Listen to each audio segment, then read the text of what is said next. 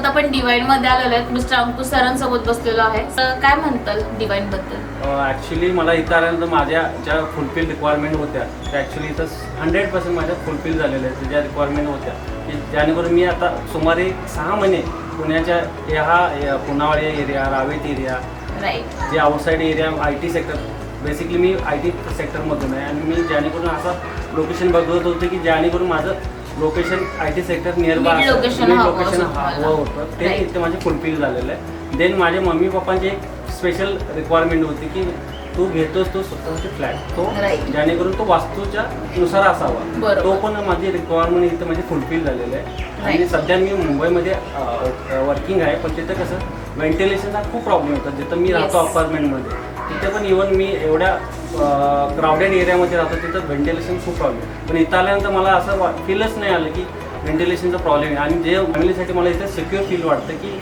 मी stable इथं राहू शकतो. आणि इव्हन माझे जे रिक्वायरमेंट होत्या की माझी कुठेही जॉब माझ्या पुणे लोकेशन वगैरे त्या कनेक्टिव्हिटी मला इथे फुलफिल झाली. एकदम मिड लोकेशन, तुम्ही हिंजवडीला जा, मगरपट्ट्याला जा, एकदम सेंटर लोकेशन असल्यामुळे बालेवाडी हाय स्ट्रीटला जा, एवढं मोठे इव्हन वाकडमध्ये जस्ट आता इव्हन IT पार्कचा एक मोठा प्रोजेक्ट होता गुगलचा, तिथून माझ्या प्रोजेक्टपासून तिथून मला कनेक्टिव्हिटी खूप एक इव्हन 20 ते 25 मिनिटामध्ये होऊन जातो.